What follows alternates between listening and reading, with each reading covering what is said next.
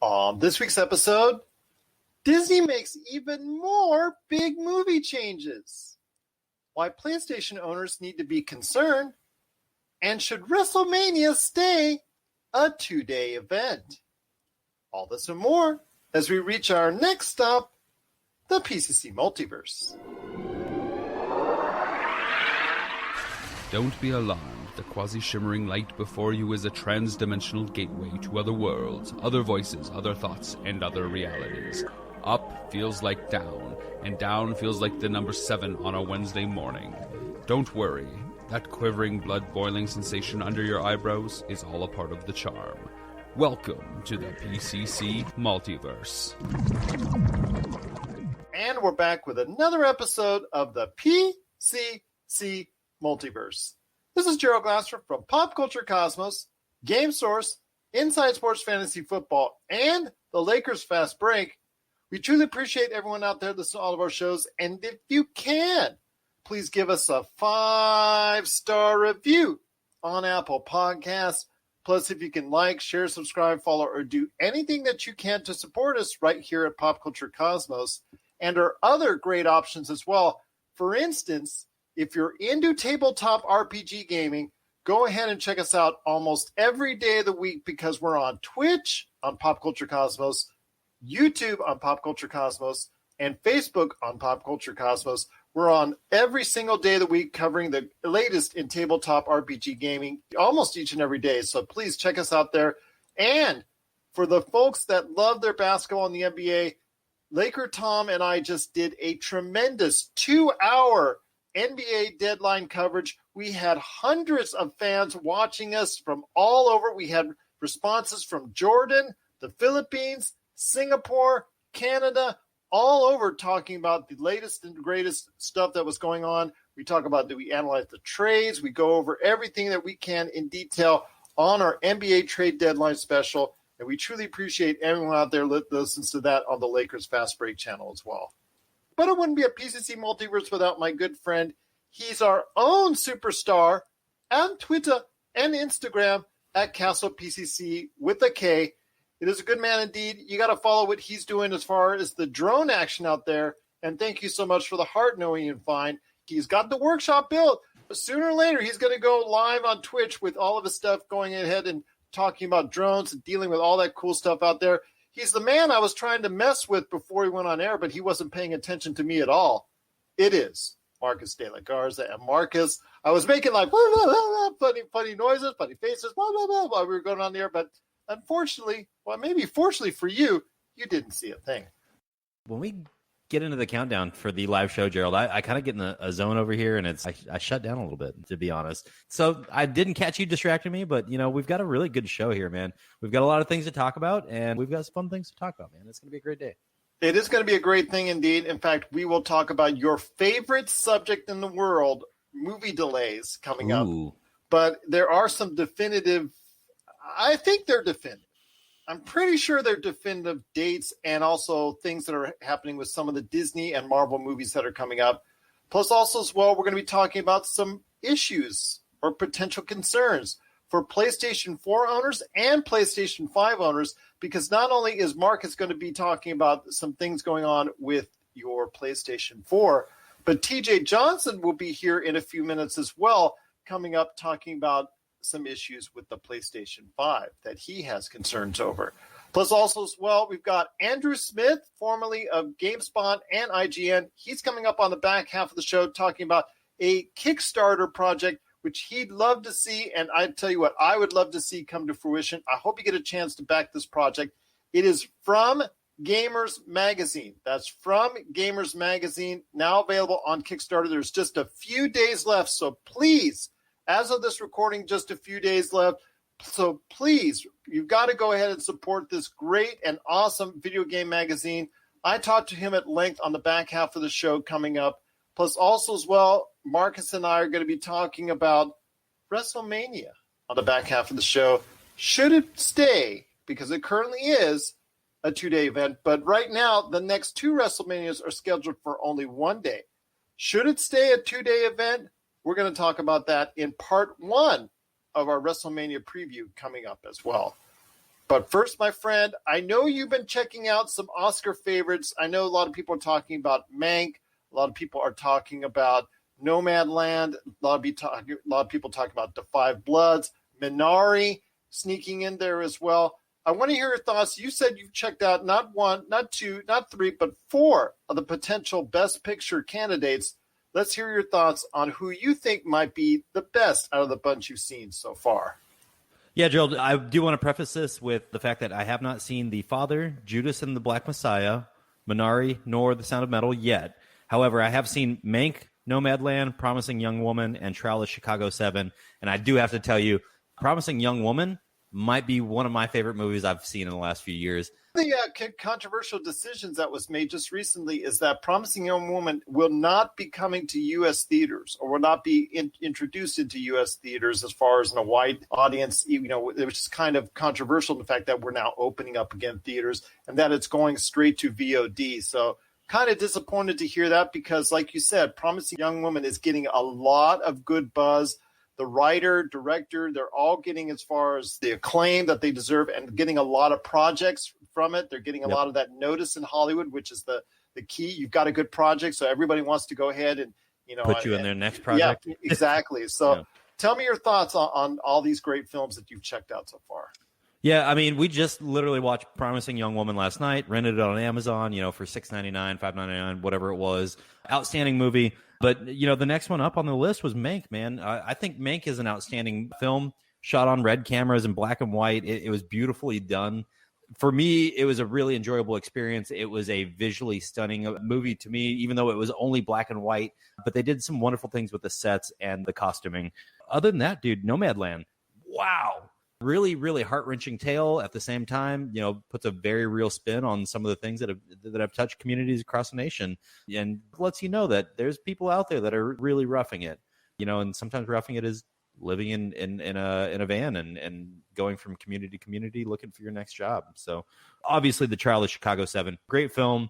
Sacha Baron Cohen, we've talked about it ad nauseum, this movie. He really put on display this year the things he could do. And, speaking of which, Borat's subsequent movie film was nominated for Best Adapted Screenplay. Sacha Baron Cohen all over the place this year, man. If I really had to bank on something right now, it'd be Promising Young Woman. Outstanding film, really great action, but at the same time, no action at all. I mean, I can't explain how much of an intimidating presence the lead actress was at times, but at the same time, she was a very friendly, opening person. So other than that, dude, I'm really looking forward to seeing Minari. We're going to be watching that tomorrow night.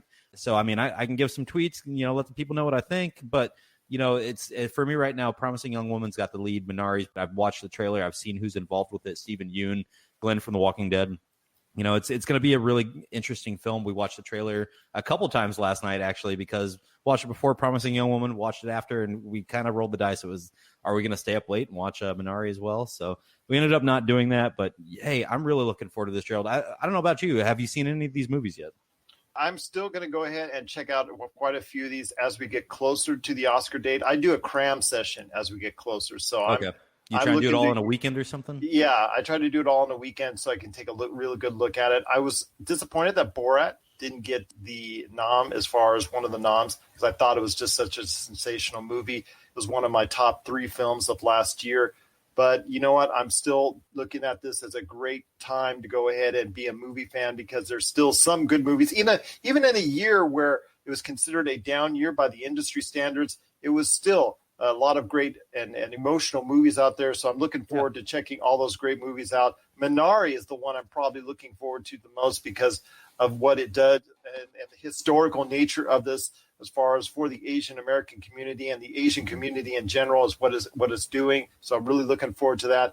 Obviously, The Five Bloods. And, of course, Ma Rainey's Black Bottom in the case for looking at seeing, the great performance that was left for us by Chadwick Boseman. So I'm looking forward to checking that out as well. Dude, we just watched that on Sunday night. Wow. I mean, I do have to say that man put on an impressive performance, and you can tell he was hurting at the end there, or, hurting when he filmed this.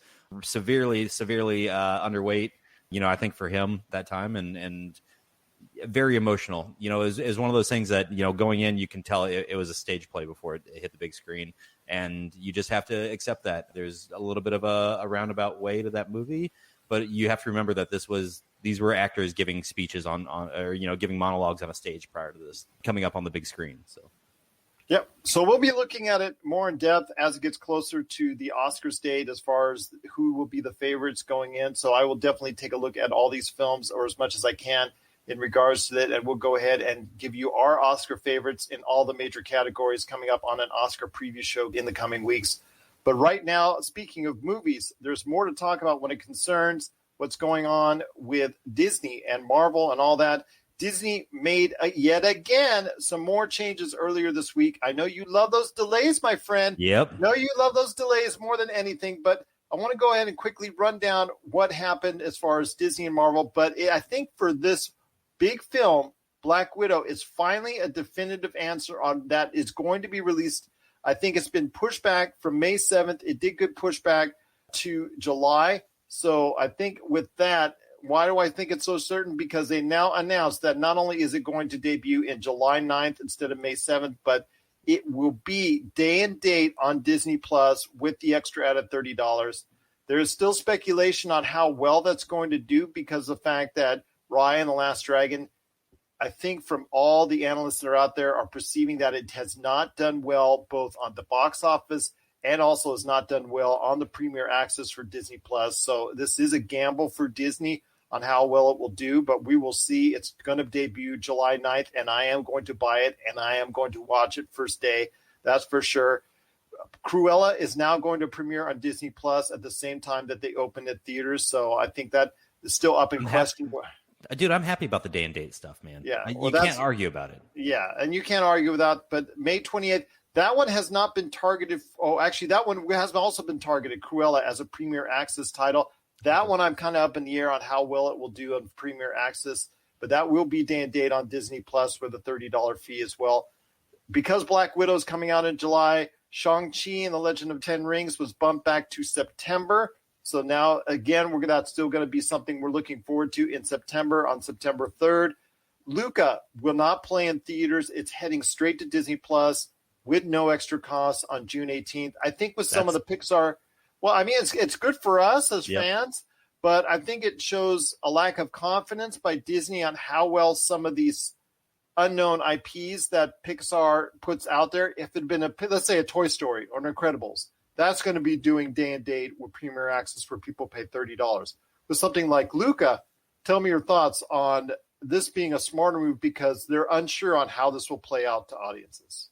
Yeah, man, this was really interesting to me that we're doing this with it. I really perceived this movie as being a theatrical release because Pixar has done such big movies in the past. I honestly didn't see this one going for free on Disney Plus June 18th, but I'm okay with it, dude. This is a great way to kind of extend the wealth to the family, right? You know, we've been charging people a premium on some of these other movies. I think this is a goodwill gesture by Disney at this point to make sure that their fan base is happy. And we know that Pixar knocks it out of the park every time almost every time with a film, right? It's been a while since they've had a pretty big miss, but I'm looking forward to this Luca, man. It's going to be a great thing. I'm not upset about it being, going for free on Disney Plus. I think there's a lot of people in the industry that are worried about it. And you kind of let us in with that question there. This is a great thing, Gerald. And I think we're gearing up to see a bigger push towards day and date and then possibly even Disney Plus mirroring that HBO Max presence and saying, we're not going to charge you anything extra here. Just have some content. Let's just go. Let's keep this rolling. And if I was Disney Plus, dude, I'm going to try and keep their momentum rolling as much as they can because, as you guys talked about on Monday, Falcon and Winter Soldier crushed. And absolutely. It is the highest rated premiere of all time on Disney Plus, beating The Mandalorian, beating Soul, beating WandaVision. It is the highest premiere of all time. So that's great news for Disney. Yeah, and so let's just keep that goodwill going. We'll give you guys a few free titles here and there. Hey, I think it's a great strategy. I know I was the one that said that WandaVision would have the bigger premiere here, and you made me eat my words. Well, just because Falcon and Winter Soldier, it came out second, so everybody's now expecting something in regards to the Marvel Cinematic Universe. Plus, it's more of a traditional MCU style movie, which again, I think people were more comfortable with. But, people grew to love WandaVision. It crashed Disney Plus not once, but it crashed Disney Plus twice. So I'm expecting that kind of volume for Falcon and the Winter Soldier as well. Yeah, I think as the episodes keep coming out, one of the big critiques I heard from a lot of my coworkers was, why weren't they on screen together? And you've got to set the stage. You've got all this time throughout the season to put Falcon and Winter Soldier together on screen.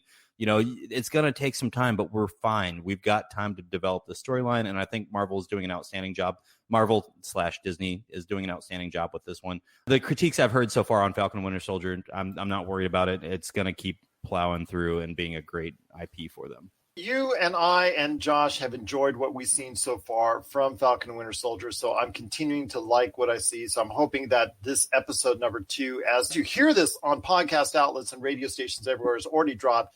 We will be going ahead and giving our review of episode 2 on the Monday show. But before we head to the break, my friend, I wanted to let everybody know out there that Free Guy, August 13th, The Kingsman, now is to December 22nd. Deep Water is now January 14th on 2022, and Death of the Nile is now pushed back to February 11th, 2022. I think with the Army Hammer news and all the stuff that's going on with him and the allegations, which are very damaging, that's going to be something that's a little bit troubling for Disney right now. So even though that looks to be like something that could make a lot of money for them because it's a sequel to obviously Murder on the Orient Express, which was a big hit, Death on the Nile could be something that's very, I don't know, because of all the bad news that's happened because of Army Hammer is concerned. But again, it is something that there's more changes.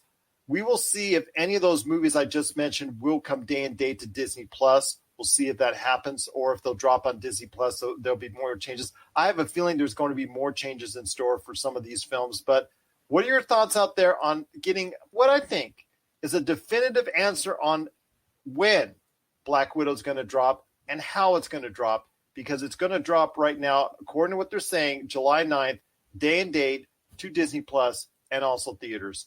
What are your thoughts out there on all the Marvel and Disney changes? Please let us know. popculturecosmos@yahoo.com. Thanks for checking out the PCC, the Pop Culture Cosmos. We'll be back in one moment. For the latest news and information, analysis and opinions on the Los Angeles Lakers and the NBA, check out the Lakers Fast Break podcast today on wherever you get your podcasts. Well, my friend, there's still much more to talk about on today's program. Before we head into a conversation that I have with TJ Johnson coming up right here on the PlayStation 5 and its controller drift problem, which is a concern for anybody who has a Nintendo Switch and now a PlayStation 5, I want to go ahead and talk to you real quick.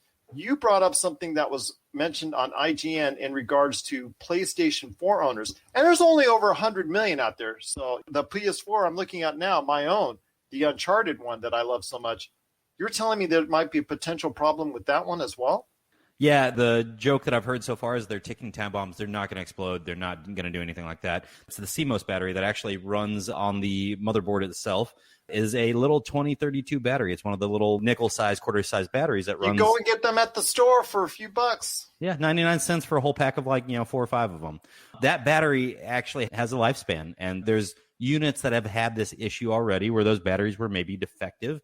Those batteries control a very specific thing. They control your access to the PS4 trophy system. It keeps your internal clock working correctly, and so you can't game the system at that point. You can't fast forward your date and all of a sudden get an extra 40 hours of game time added to your account. Nothing like that can happen. This is a big deal in the sense that I'm kind of shocked that we've run the life of these devices already. Was this maybe a bad call on the battery model that was used? By model, I mean size.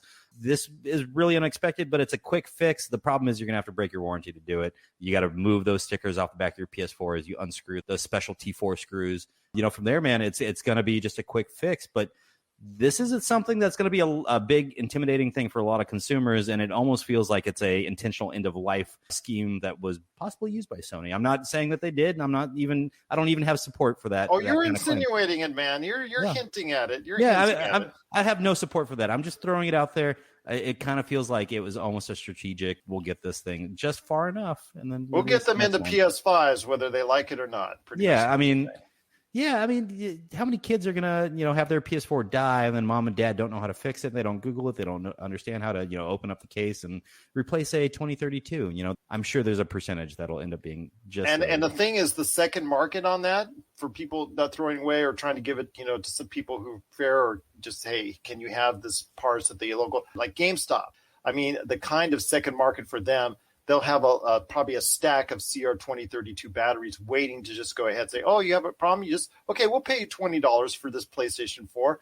Okay, it's dead. That's fine. They just go in, they get it fixed, and they can sell it for $100. There you go. And you can't hate on that happening. Yeah, you can't hate on that. Yeah, it's definitely one of those things. It's just like, man, it's going to be an easy fix, and there's going to be a lot of people that switch over to a PS5. If you can do it, no problem at all, because I know that they are aware of this problem, I'm sure already. And, any other game store and all, how they refurbish, quote unquote, all their systems and all their units, quote unquote. And I've seen on YouTube videos how they refurbish their units on that. Yeah, right. They just wipe them down. Yeah, exactly. So you could go walk into a GameStop, and they'll give you like maybe $10 for the dead unit, and they know how to turn around and fix it. And again, they'll sell it for $150. So I could clearly see that happening and being a big business for people out there with that, if that happens. But very concerning for a lot of individuals out there that play the heart out of their PlayStation 4. And again, there's over 100 million PlayStation 4 units, and not everybody's willing to go ahead and just jump into a PlayStation 5 because it is still $400 and $500 out there. So I think a lot of people will go ahead and, make this happen as far as the PlayStation 4 try, just it'll cut out. I'm sure a lot of these will cut out in the not too distant future, like the 3 Rings of Death did for the Xbox 360s going way back then and all that. But that was coming at, the beginning or the middle of the life cycle for those Xbox 360s. I think that was just a design flaw on the part of the Xbox 360. Right. This is something like you're saying, it could be something that, you never know. Sony might have planned this out, but you can't say for sure, but my gosh, this could be something that Sony might have played that out. Yep. But I'll tell you what, there's more to talk about right now because I've got an interview coming up with TJ Johnson. And then after the break, it is Andrew Smith from Gamers Magazine. That's from Gamers Magazine on Kickstarter. Please support it today. There's just a few days left. He's got a great concept for a new video game magazine. Please support it. It's Andrew Smith. But first, it's TJ Johnson on why he is concerned about the PlayStation 5. You're listening to the Pop Culture Cosmos. I want to go ahead and touch on this before we head on out, my friend, and that is you're a little bit frustrated. You're a little bit frustrated with PlayStation because you've had some things going on with PlayStation. So tell me, with your PlayStation 5, what is the problem and how can PlayStation fix it? Okay. All right. So let's be clear. I love gaming on all systems. My home has always been Microsoft. It's always been Microsoft. Now, my first console that I purchased as an adult was an Xbox, the OG Xbox. So I've always been a Microsoft guy. However, I've always owned a PlayStation. So my history of PlayStation runs deeper than my history with Microsoft. But let me explain where this is going. So having a PlayStation 5 was exciting, right? It's the new thing. Everybody wanted it, and I was able to get one. It was very exciting. I remember putting a picture up talking about, I got my controller already. I was ready. I was excited to go. And I still am. Being able to play Spider-Man, Miles Morales was an awesome experience. Being able to go through and play these games in this 4K and this 60 frames per second and this fast loading, it was just incredible, right? So here's where Sony goes a little left for me, right? Controller feels great, but the fact that they're already having recalls, or not recalls, but they're already having issues with you're getting drift stick. We've only had this thing, since November? It's 5 months in, and people are already experiencing drift stick. It's a bit ridiculous to me. And the fact that they haven't outright denied that it's happened, but the fact that you guys had to put this thing through testing. So you've been having drift stick issues since PlayStation 3. Like, we are on the PlayStation 5. This is years removed from that. And we're still talking about drift stick on your product. So one of the things that Microsoft has never had, I've never had an issue with the drift stick on Microsoft, except when I got the Elite controller. But as far as the retail packaged controller, I could plug one in from the Xbox One, the very original, the OG Xbox One, and it's still going to work. So there's frustration in that regard. That's number one. Number two, just a couple of days ago, they released the Avengers game for the next gen consoles, right? Yes. So for the Xbox Series S and X, and also for the PlayStation 5, they released the upgrade. Yeah. Now, here's where Microsoft is smacking PlayStation. Microsoft very quietly put out this feature that nobody really paid attention to. It's called Smart Delivery, right?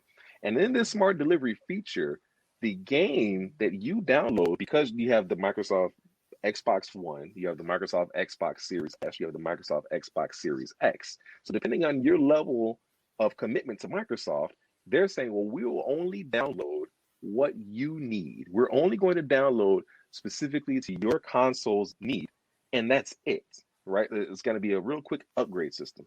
Many people kind of just said, okay, whatever, that is what it is. But now when you play on PlayStation 5, you realize exactly how crucial that thing is. The upgrade process on the PlayStation 5 for Marvel's Avengers is as follows, and I quote, you have to have the original game on your hard drive. You have to have updated the original game for the 18 gigabyte update. You have to have done that for the original game. And then you have to go into the original game and do a save migration to take that and put it into the cloud. And then you have to download the PlayStation 5 version of said game. And then from there, you can download that save migration to your PlayStation 5. Mind you, the process is the same that there was for the Spider-Man remaster game that came packaged with Miles Morales. To do the same upgrade, you had to go through, you had to own the PlayStation 4 game, you had to upload that to the cloud, you had to download that from the cloud to put it into, it was a complete mess. So here's my personal experience. I knew that I had the upgrade. So what did I do? Because one, I played Marvel's Avengers on my PlayStation 5. The PlayStation 4 version, I played on the PlayStation 5. So I downloaded the upgrade and I deleted the PlayStation 4 version. I didn't need it. What did I need it for? I don't need it. Well, apparently I did need it because I had to go through and do the save migration. So I download the PlayStation 5 version, and in the process of downloading that one, I delete the PlayStation 4 version. And then the PlayStation 5 version downloads, and I see all the stuff that I got, you know, all the different costumes that I had unlocked. I see all that, but my progress is gone. I can't even go through a lot of the things that I was doing because it's gone. So then I have to go back and re-download my PlayStation 4 version just to upload my save file, just to download it to the PlayStation 5 before I can delete it again. Needless to say, I started the process 2 days ago, and I was just able to actually play it for 5 minutes yesterday. It's infuriating the amount of work that you have to do. Yeah. So Sony makes things overly complicated. It just doesn't need to be. Microsoft seen this coming. Microsoft seen it coming and said, we're just going to make this a really easy process. And that's the way next gen should be at this point. This is the way that you should be looking at helping the consumer. Microsoft is so consumer friendly at this point. It's not even close. It's not even close. Microsoft is smacking PlayStation in regards to being consumer friendly, thinking about what the actual consumer needs versus what Sony believes the consumer should be having. It's not even close. And it's frustrating that in this generation, Sony hasn't figured that out yet. The only thing that's keeping Sony ahead of Microsoft, if you will, is just brand recognition. People just buy Sony product. They buy the PlayStation. The African American community loves PlayStation. They love it. They love PlayStation. They don't even know why. I've been an Xbox guy, but even I own a PlayStation. Like it was ingrained in us with Madden. Anytime we would play Madden, we would play it on somebody's PlayStation. So it's just been part of our culture growing up. Yeah. Even though Microsoft is the better system. So Sony needs to get it together, man, because it doesn't make any sense. It really doesn't make any sense that we're still having these conversations in 2021. No, it doesn't. And also with Nintendo having its issues with the Switch and the drift there as well is something that I think needs to be addressed by both these companies. And to see that Xbox is a platform where it doesn't have these issues, it speaks volumes as far as why they are now hopefully in this generation going to compete a lot better with Nintendo and Sony. But we'll wait and see, my friend. But yes, definitely things need to be changed. Maybe another lawsuit needs to go in hand like they did for Nintendo. So we'll see what happens, man. You might be part of that lawsuit. You might be part of a lawsuit. Don't tempt me. Yeah, we'll see what happens, though. I'm hoping that things will get righted with the PlayStation, especially as more PlayStation 5s go out in the wild, hopefully one day, although they're still being snapped up like crazy. I want to go ahead and thank you so much, TJ, for stopping by today. I truly appreciate your time as always, my friend. And hopefully I'll be seeing you very soon with updates on Falcon and Winter Soldier and a lot more things in pop culture going forward. Always, brother. Always. Can't wait to talk Mass Effect with you. There you go. I can't wait to talk about it either, my friend. Right around the corner. And I'm looking forward to it. I'm looking forward to a lot of great stuff as well. But again, it is TJ Johnson, my good friend. Appreciate all your insight, as always, right here on the Pop Culture Cosmos. Video game box art, the stories behind the covers, in which we talk to the illustrators and artists who are responsible for gaming's most iconic images. Don't forget to check out Video Game Box Art, the stories behind the covers, celebrating gaming's most iconic images from the people who created them. This and many more from Rob McCallum Films. All right, now we're back with the program. It's Gerald Glassford coming right back at you here at the Pop Culture Cosmos.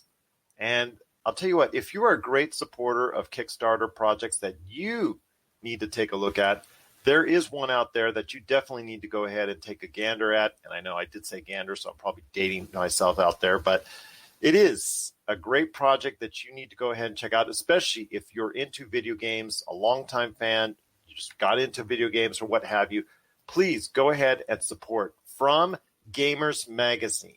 That's From Gamers Magazine. It's now available as part of a Kickstarter project from Gamers Magazine. They want to help make this reality. They want to make for you, the gaming fans out there, a true reality for this as far as a great magazine that could come to print, but they can only do it with your help on Kickstarter. So please look out on Kickstarter From Gamers Magazine. You got to go ahead and check it out.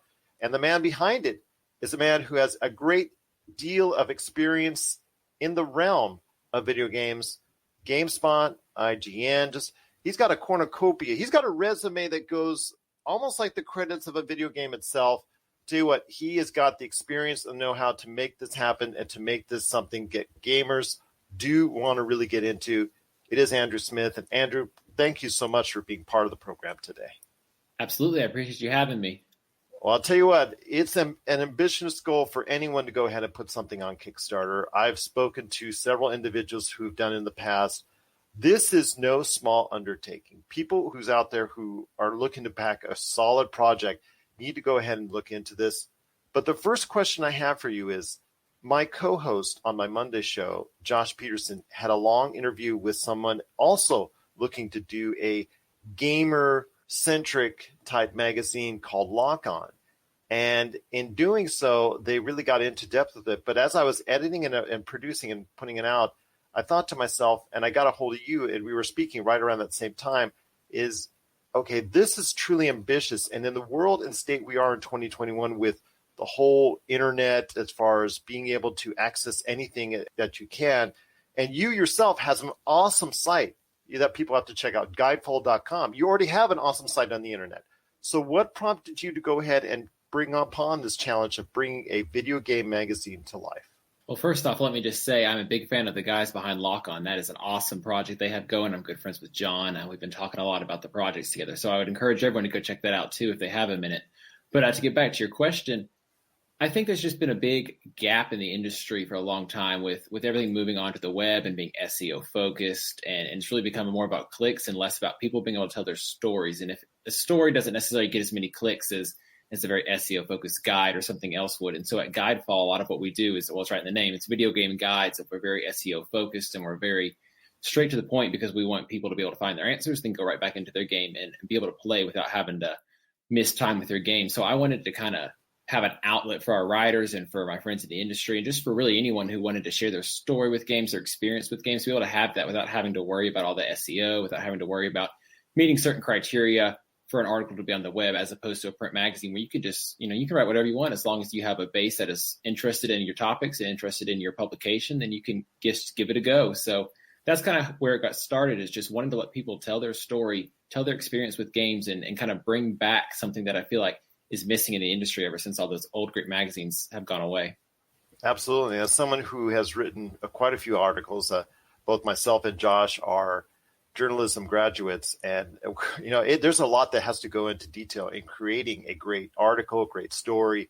There's a lot of opinions for and against the video game industry, as far as those who don't truly understand it and those who truly embrace it. to create that kind of dynamic in a story or article and bring it to life, and to have people go ahead and communicate to you over the years your work with IGN and GameSpot. I'm sure that you've collected quite a few fans out there and followers of your work. How important is it to you to go ahead and expand not just what you do in guidefall.com, but to go ahead and expand that into what you want to deal with From Gamers Magazine?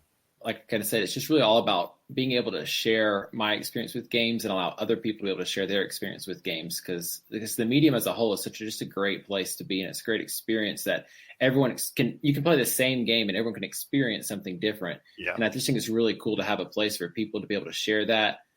People will get to know our writers, but we'll also have new writers in all the time sharing different experiences, different things about games that they like.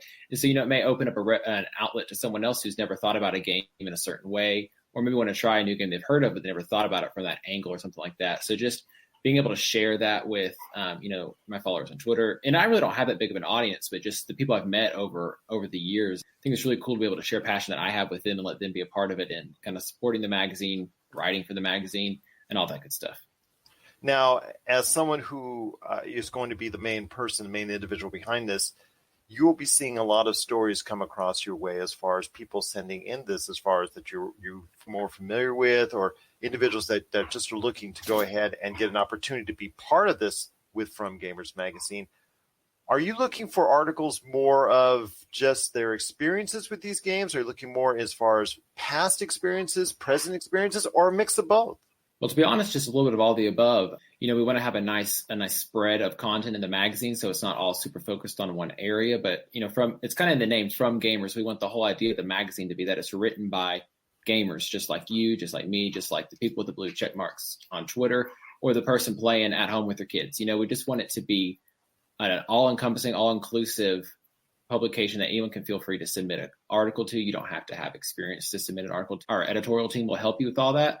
We just want people to be able to share their experience, their story, or even if they just love a franchise and want to share a little bit about the history to inform the readers, just stuff like that. We just want it to be a little bit of everything that everyone can enjoy.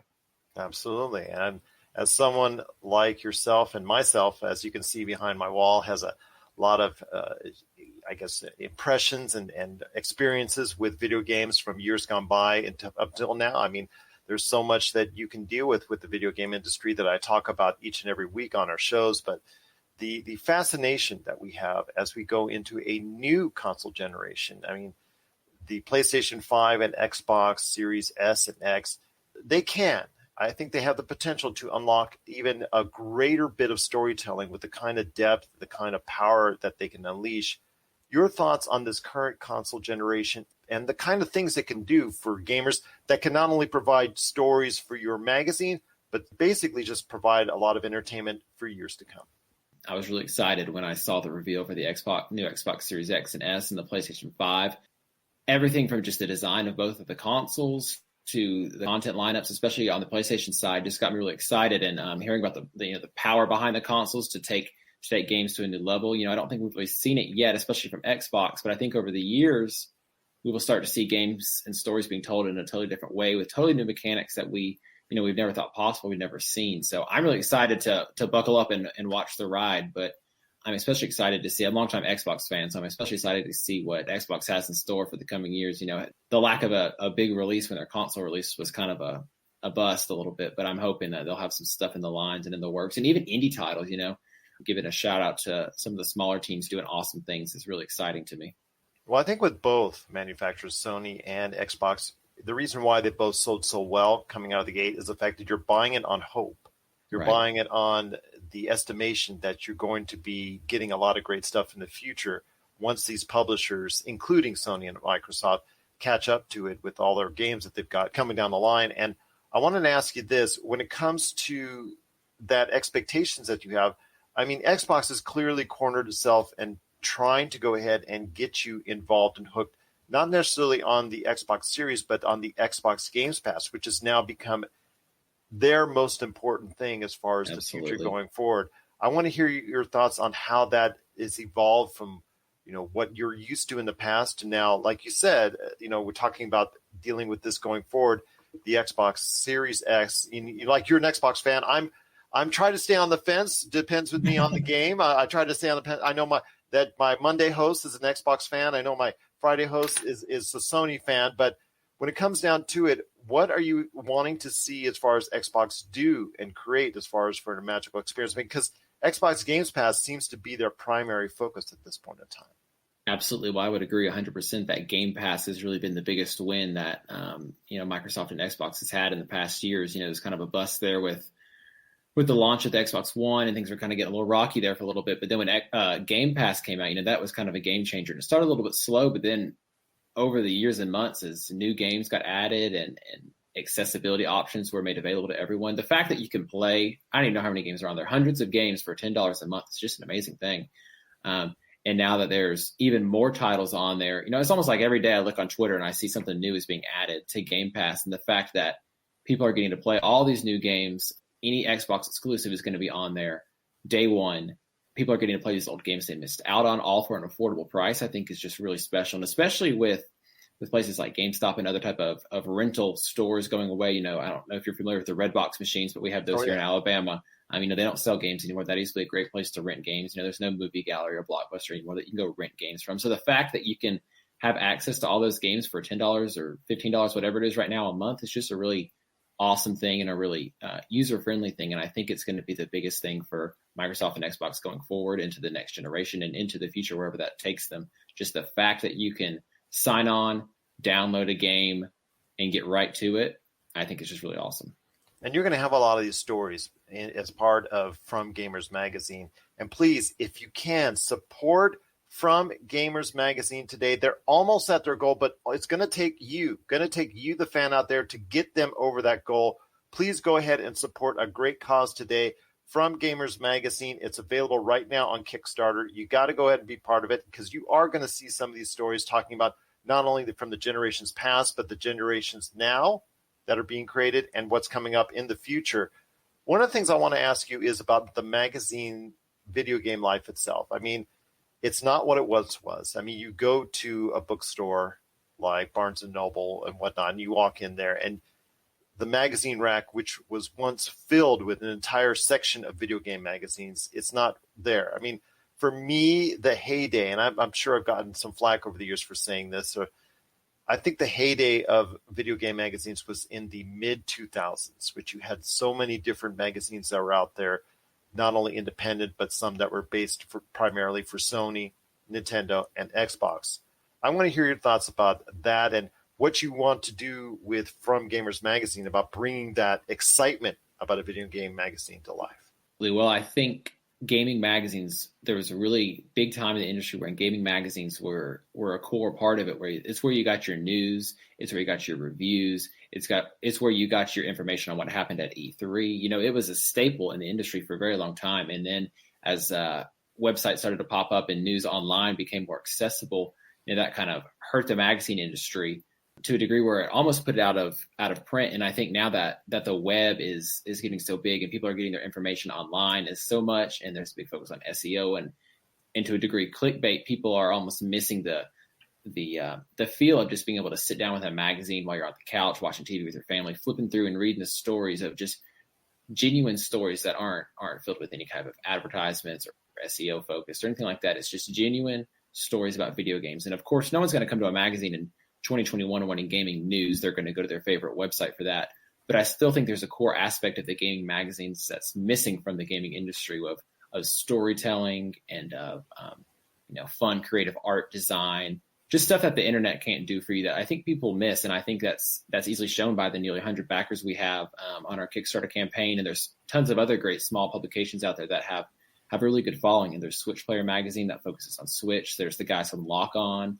There's Ninty Fresh. There's tons of small magazines that have a really dedicated audience. And I think that just shows that people really miss gaming magazines, and they miss the just the feel of being able to sit down with something in their hands, flip through it. Like you said, you go to the bookstore, you used to see tons of magazines over there. And now all you see is like Men's Health and Science Magazine and all this other stuff. You don't see anything gaming related. And I think people really just miss that. And I know when I still go to the bookstore, I will look every now and then just to see if anything news popped up. And for the last 10 years, let me tell you, there hasn't been anything new that's popped up. No. Basically at best, maybe some gamer guides, but right. Yeah, that's something that, again, is sorely missed in our gamer society. And that is a true gamers magazine. Lock On, again, the guys were here last week and said great things. Hopefully people will back that project. But I also want people to back your project because from what I've seen, the potential is outstanding. But before you head on out, my friend, it's time for you to do the hard sell. Andrew Smith, on what's going on with From Gamers Magazine and why people need to go ahead and back this truly awesome project. Well, let me tell you, we're down to the final days of our Kickstarter campaign. At the time of recording, I think we have 7 days left. When this goes out, we'll have only a few days left. Right now, we're less than $500 away from funding the first 2 issues of the magazine. Each issue will be 50-plus pages long, filled with reviews, previews, awesome features, cool art design, and the best part, or my favorite part anyways, is lots of great writers. We're introducing lots of new voices, some you'll be maybe familiar with, some you maybe never heard of before. We're going to bring in a lot of different creators, a lot of different artists, a lot of different gamers. We're going to bring it in. It's going to be something really special. We're going to have lots of community interaction planned and just a really great place for like-minded folks who miss gaming magazines, who miss the feel of old school gaming, and who really just want to feel connected in the gaming industry to come together in one place, sit down, and look forward to their From Gamers Magazine. Awesome indeed. Once again, it's Andrew Smith. Check out not only his awesome site, that's guidefall.com, with a whole array of information and articles that are out there already in regards to the video game industry. Have only a few days left, and once you hear this, to go ahead and support his awesome Kickstarter project, From Gamers Magazine. If you're someone like me that misses the old days in many ways, one of the things that I miss so much is having the feel and look of being part of something that's truly awesome and something that I truly enjoyed a part back in the day, and that was video game magazines. You need to get this video game magazine to life. It's up to you out there to go ahead and support this awesome project. It is From Gamers Magazine. I highly encourage you to go ahead and support this project. It is available right now on Kickstarter.com. It is From Gamers Magazine. And Andrew, you're always welcome back on the show anytime you want to talk video games, because I could talk video games to death right now at any point in time. But I am truly thankful and blessed that you came on the show, and I wish you tremendous success with the project and the magazine going forward. Well, thank you so much. It was great to be here and be able to talk games and share a little bit about From Gamers Magazine. I'm really excited about what we have planned, and I hope your listeners will join us for the ride. I hope so as well. One last thing, though. Sure. What is your favorite video game all time? If you had to go ahead and center on one, I know you probably get to ask this all the time on interviews, but I got to go ahead. If you had one, if you're on an island all by yourself, you had one, what would that be? I tell you what, I really, really love Super Mario Odyssey. Something about it. I don't know what it is. You know, I'm a little younger, so I missed out on all the on the older Nintendo games. But when I got in on Super Mario Odyssey, I couldn't put it down. Oh, hoping for a sequel. Hoping for a sequel. Well, there you go right there. That's awesome. Awesome choice indeed. I remember when I was at the video game store and I was selling copies of that like crazy because people just cannot stop loving Mario. So, again, Andrew Smith, I truly appreciate you being part of the show. You're always welcome back to be a part of the pop culture cosmos. If you need your video game fix, be sure to check out Retro City Games. Located in Town Square on Las Vegas Boulevard or in Henderson, Nevada, Retro City Games has the cure for all your video game vices. Retro games and games for current consoles, Nintendo, Sega, PlayStation, Xbox, and more. Retro City Games has all the staples from any library and some highly collectible offerings too. So pick up a few games today at Retro City Games in Town Square on Las Vegas Boulevard or in Henderson, Nevada. Retro City Games is your video game metropolis. And we're back to close out the show. This is the PCC Multiverse. Want to thank so much Andrew Smith from Gamers Magazine. Please support this awesome Kickstarter project today. There's just a few days left. If you are interested in reviving the world of video game magazines, please support this awesome one. And also, last week with Josh's Lock On magazine, that video game magazine on Kickstarter, please support that as well. 2 great video game magazines, 2 weeks in a row. We've had a great opportunity, but please, we want to go ahead and thank Andrew Smith for being on the show. Also as well, thanks so much, TJ Johnson, for bringing this potential issue of the PlayStation 5 and controller drift issues, similar to what we've seen in Nintendo Switches, that to life as well. I know coming up on the Monday show, speaking of Nintendo Switch, we kind of avoided the the confirmed rumor that's out there that there will be an upgraded Switch. So we will be addressing that on the Monday show as far as what we're looking for in the new Nintendo Switch that's hasn't been announced as of yet officially, but according to Jason Schreier of Bloomberg, who is the leading video game reporter, he said that there's a new Nintendo Switch, a bumped up 720p, some better fancy stuff that's put in there. Basically, it's a way for Nintendo to bump up the price on the unit. So we're going to go ahead and talk more about that on the Monday show. Plus, we've got a review of Falcon and the Winter Soldier, episode 2 coming up, and so much more. Marcus unfortunately will not be here next week. Something about an anniversary. I don't know what he meant by that, but I'll go ahead and we'll give him the week off. But I'm looking forward to talking to Josh and hopefully Jamie Monroy of Game Source. It'll be a Game Source Pop Culture Cosmos crossover once again. So we're looking forward to that next week. Maybe on Monday, maybe on Friday as well. So we're looking forward to that. But before we head on out, my friend, I wanted to go ahead and hit you up with this part 1 of our preview for Wresltmania coming up. I know I have a lot of good conversations on the way on various facets of pro wrestling and the WWE. But first off, I wanted to go ahead and talk with you about Wresltmania itself. It's coming up in April. It's coming up as a 2-day event, similar to what they did last year because of issues going on with the pandemic and all that. I thought that was a brilliant move by the WWE. One of the few things I definitely 100% buy in and agree with the WWE, because I don't do that a lot. Haven't done that a lot in 20 years. Yeah. As far as 100% agree with anything that they did. But I was going to say it's been since like 1998 that maybe even into 2003 that I think I actually agreed with something they did. Well, actually, the day before Stone Cold Steve Austin turned heel. But anyways, I want to go ahead and talk about Wresltmania being a 2-day event. It is a 2-day event again this year, Tampa Stadium. They're going to have 2 days. They've already got a card lined up as far as some great matches. And I don't want to go on the matches just yet because it is subject to change. You never know with coronavirus. But I want to ask you this. Wresltmania is a 2-day event. The upcoming Dallas and I think Los Angeles Wrestlemanias in the next 2 years are still scheduled as of this time as a 1-day event. I want to hear your thoughts on the possibility of a 2-day event for those dates. Do you think it should stay a 1, or do you think it should stay a 2-day event for Wrestlemania? Because I'm wholeheartedly in the camp of being a 2-day event. See, and I guess I'm a traditionalist. I'm in the camp of it being a 1-day event because don't take $120 from me. Just take 65 or 75, whatever it is for the pay-per-view, man. But now you don't have to. You can just go and head over to Peacock. Peacock, that's right. I forgot about Peacock being the big ticket here. Hey, you know what? Traditionalists need to just get out of the way sometimes. So yeah, go ahead, keep it as a 2-day event.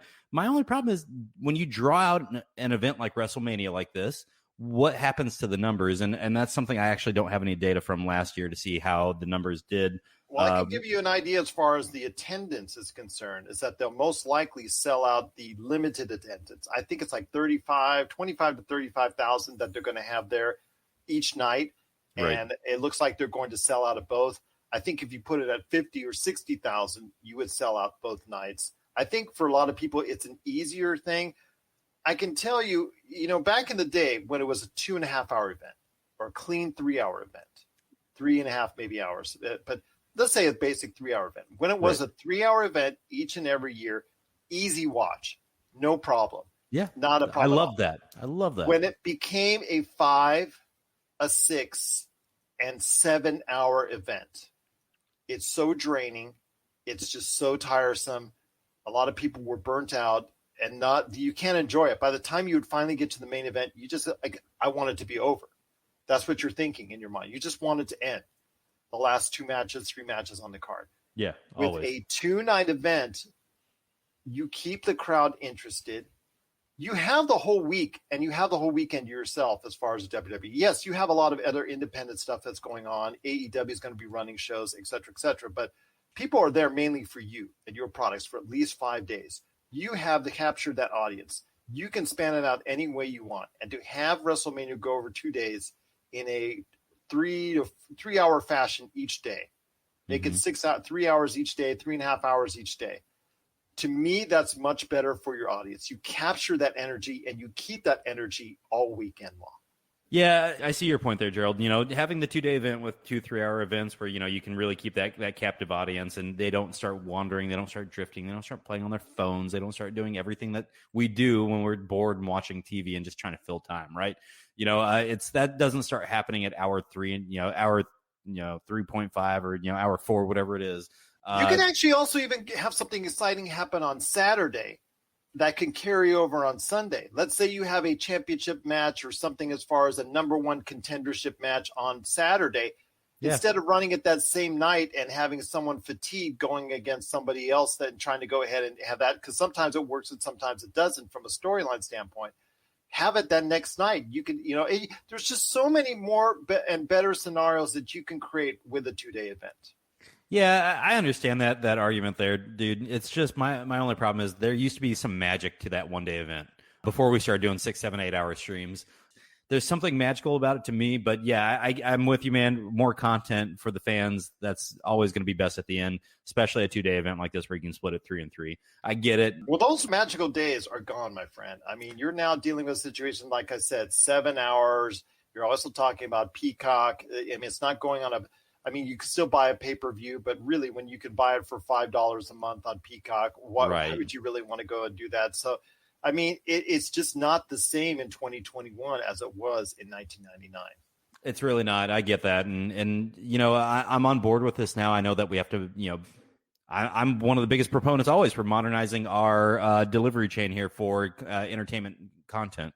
So, yeah, this is a modernization that I just need to come on board with. And the 2-day event for Wresltmania, man. As far as next year, the foreseeable future, I think they're going back to Arlington, Texas, aren't they? Yep, they're going back to Arlington, Texas Stadium, yep. AT&T Stadium, I think it's called. And then they're going to SoFi. And they go finally to SoFi, which was scheduled. It was already supposed to happen because of coronavirus. It got pushed back. But it's still just supposed to be something that's special. And I think to not burn out your audience like you do now in every year now that you've had it up until last year, I think it's probably wiser to do a 2-day event. It's just, to me, is wiser. I'm just saying right now, I think it's probably for the best until something comes up long term. I think for the foreseeable future, at SoFi, at AT&T, maybe they're worried about not selling out AT&T. That's a 100,000 seat stadium 2 days in a row. I don't think they could do that. Put 200,000 people in the stands for a weekend. I get that's that, a lot. But they could. Yeah, that's a big ask, dude. They could put 120,000 people. Yeah, I mean, just split it. Just do 60 on day 1, 60 on. Yep. And you end up making more money. You end up making more money over the course of a weekend. You've got that captured audience. You still can put the Hall of Fame and the NXT shows on Friday and Thursday.